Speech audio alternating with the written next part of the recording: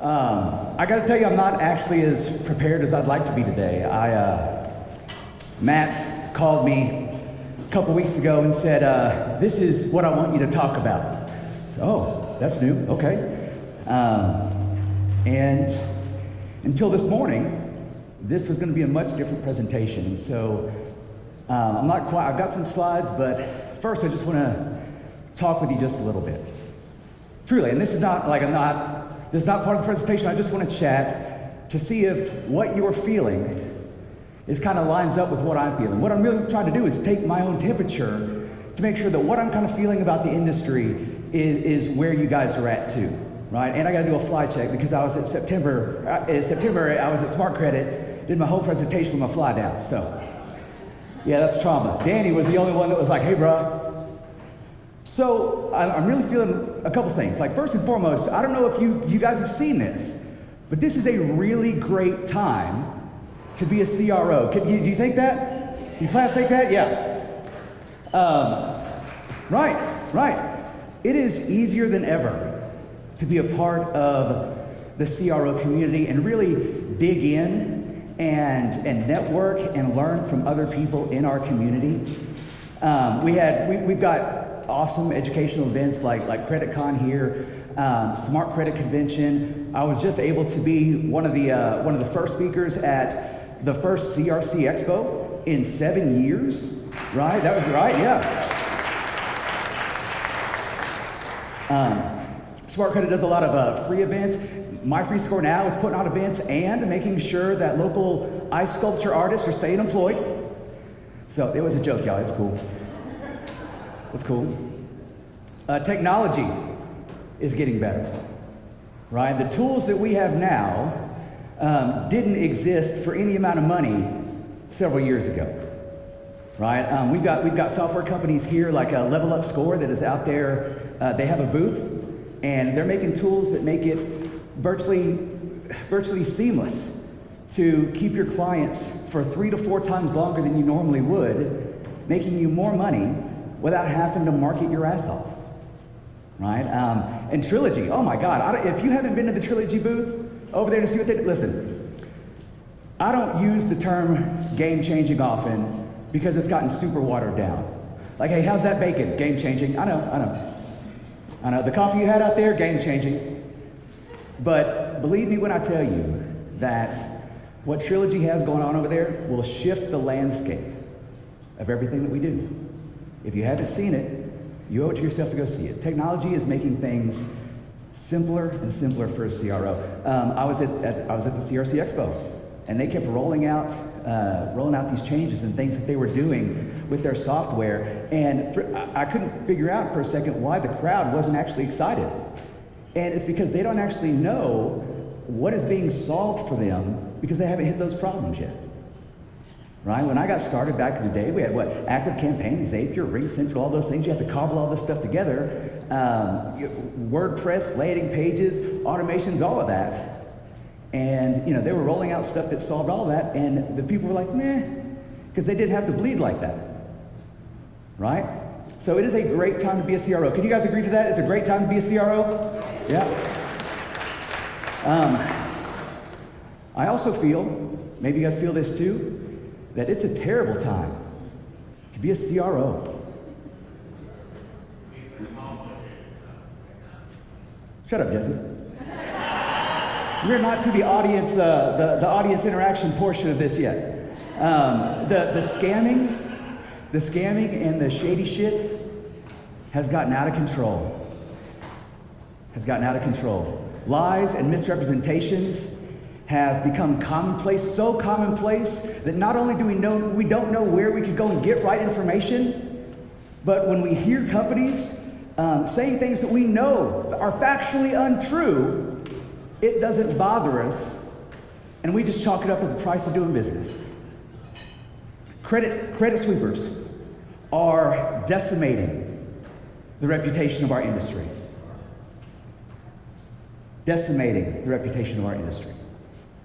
And you know what? I'm not even sure it's their fault.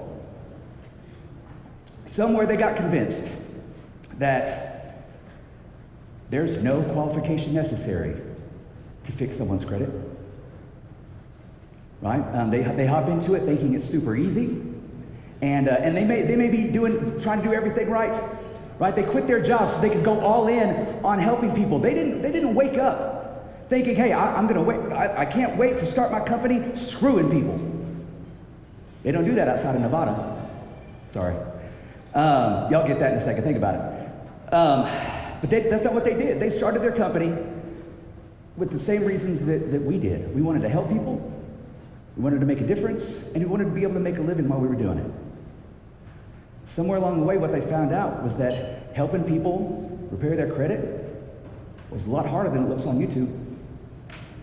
Right? But they got these clients in, and now they're trying to deliver on the promises that they said that they could do. And what do? They turn to a mentor based on the strength of the car that they're wearing, the car they're driving, the jewelry they have. Right? When the product isn't actually credit repair, the product is the image of success. And they learn how to do what? 605B letters, FTC affidavits, CFPB complaints, police reports. Right? So is it their fault? Maybe not. Because I understand what they're trying to do is do right. But you don't know who to trust, and so that's the path they go down. But they are decimating the reputation of the industry. To the point that people like Matt Listro, who is the industry's greatest, most selfless advocate, gets disinvited to things like FICO World and conventions he's gone to for years just because he's associated with this industry. Matt Listro's been doing credit repair since you couldn't take an out-of-state client without paying long distance on the phone.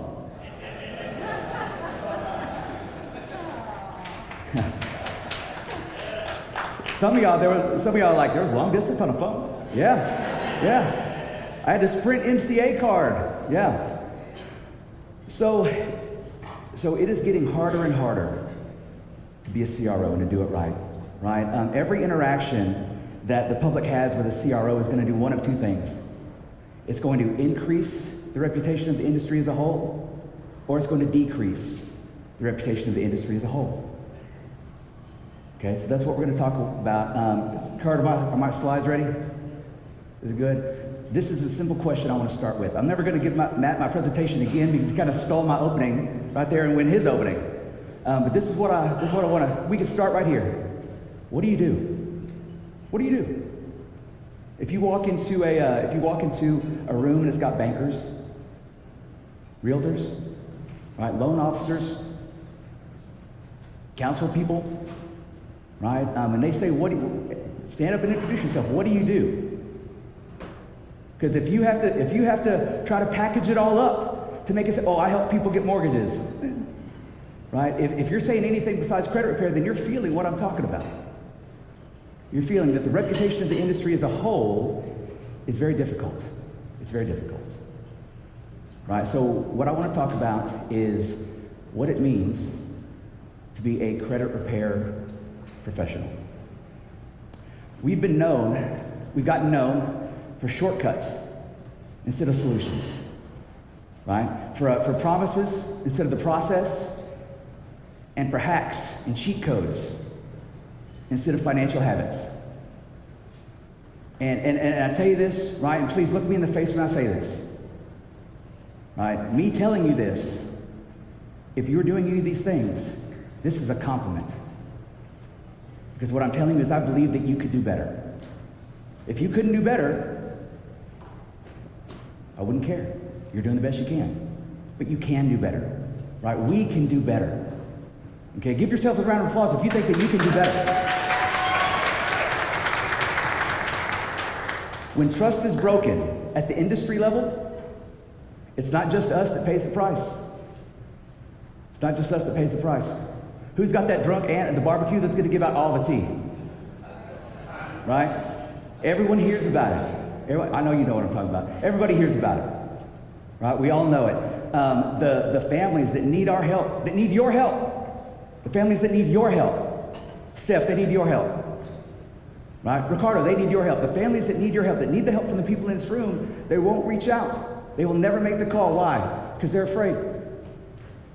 They're afraid. They're afraid of being lied to. They're afraid of being scammed. They're afraid of hearing, we can remove everything. You a damn lie. Right? So what does it mean to be a professional in credit repair? I know, it's not the same energy. If you guys were there at CRC last week, it's not quite the same energy. But I think this might be way more important than anything that I said last week. Okay? You're all right. So what is, here's the question I want you all to ask yourself. What is success in credit repair, and who defines it? Because most people in this room would say that success in credit repair is helping people remove negative items. Right? You think so?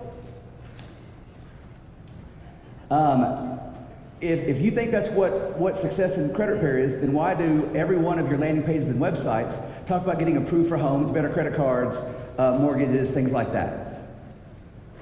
If what you're doing is selling deletions, then why do you market based on what you think those deletions will get? Right? You think, like, it's success in, not maybe you, but success in a lot of credit companies' minds is I was able to help them remove a bunch of negative items. Great, check that box. That's what I said I could do. Done, success. But if that doesn't equal success for the client, then that's not actually success, right? It's not. We are in the business of not disputing negative items. We are in the business of restoring access. That's what we do. That's what we do, right? Access to what? Access to apartments, to transportation, to capital, to opportunity. Look at the bottom. Access to pride and access to dignity, right? We say things like, hey, your credit is not a moral judgment. It's not a report card. It's just a risk assessment tool for lenders to determine whether or not if they give you money, they will get it back, because that's what it is. But you know and I know better. There is judgment, and there is loss of pride and loss of dignity. You are in the business of restoring that if you do it right. If you do it right. So what is success in credit repair? What is it? Here's what I would ask you is, whether you're doing consultations or whatever, when you're talking to a client where they just onboarded, ask them, like, hey, instead of talking about deletions and all that kind of stuff, first and foremost, let's find out what success in this program would look like to you. What would you want to be able to do when we got done? Because no one in my life, I've been helping people. I didn't start my company until 2020. I've been helping people with their credit since 2010. No one in their life ever came to me and said, hey, I want to remove these collections just so I can have a less bad credit report. Right? Right? Here's where frustration with credit repair can be defined. Okay? Frustration with credit repair can be defined as the distance between what a CRO considers success and what a client considers success, right? You market on the strength of getting better credit cards, funding, better opportunities, but if success for you only looks like removing negative items, that's not actually success to a client. That's not actually success to a client. You can do better. You can do better, okay? Baby CROs, this is things that they believe. If an account is negative, then there must be some combination of words that I can put together on a letter, send it out, and have this thing deleted. You'll get past it, or they'll get past it. I don't actually, I'm not talking to you guys. I think you guys are past this because you're here. Right? If you're here, if you paid this $500 or whatever it is to be here, then you are my people because you are willing to invest. But I talked to a lot of these people. If an account is negative, but there has to be some combination of words. All right? These are people that are selling deletions. Right? How many of you guys know that in order for something to be deleted from the credit report, it actually has to qualify for a deletion? There has to be a reason. You guys understand that, yeah? Good, right. How hard is it to convince people of that when every single piece of credit repair marketing that they see on Instagram or TikTok is some combination of that? Where's mine? Kurt, I lost access here.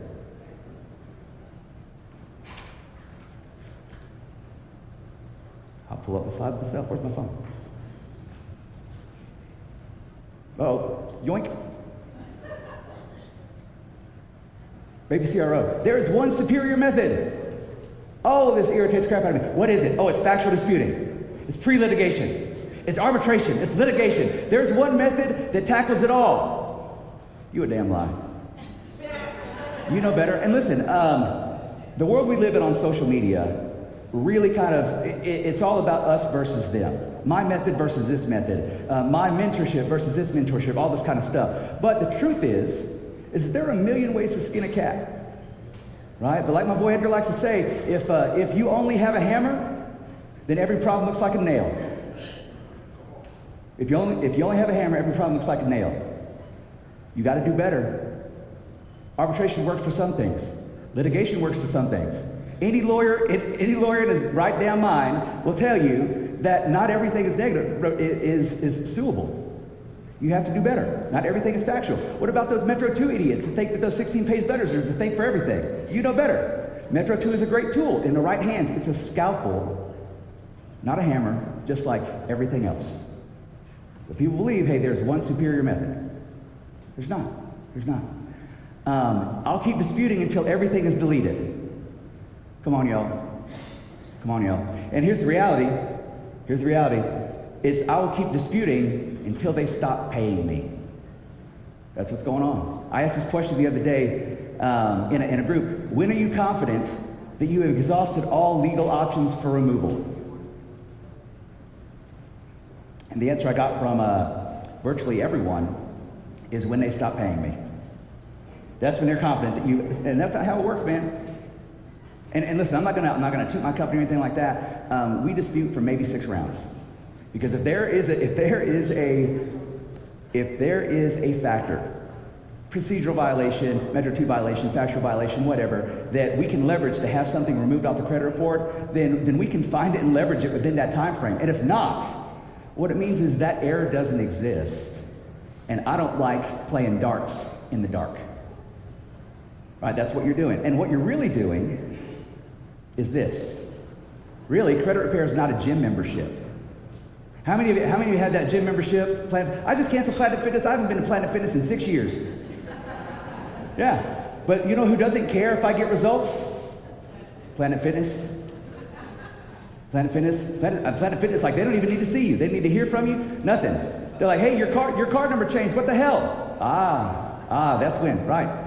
Credit repair is not a gym membership, and you shouldn't treat it like that, right? Your dispute team or whatever it is should know when they have exhausted all their legal options, and if not, you are a marketing company. You're not doing credit repair. You're ticket scalping, okay? If all we do is chase deletions, we might make the report look better, but we don't actually make the person any more approvable, any more lendable. Period. How do you know that it actually takes approvals are based on strength, not on what was removed? Lenders don't make decisions based on what they can't see. They make decisions based on what they can see. And nothing in the world ever got stronger by having something removed from it. That's why people, even when disputes are successful, that's why your people still can't get approved for anything. Because nothing in the world gets stronger just by removing something from it. Nothing in the world. Okay, be better, be better. So what would it look like for you? Think about this. This is my question for you. What would it look like to make the client's definition of success your definition of success? What would you do? What would you do? Let's talk about the elephant in the room, irresponsible marketing. I've got about 3 minutes, and some of you guys are gonna hate me. If you market like this, or this, or this, or this, or this, or this, or, I mean, God dang, like I could go on forever. I go on forever. Look at me in the face. I tell you with all love. Are we recording this? Leave this out. You're the fucking problem. You're the fucking problem.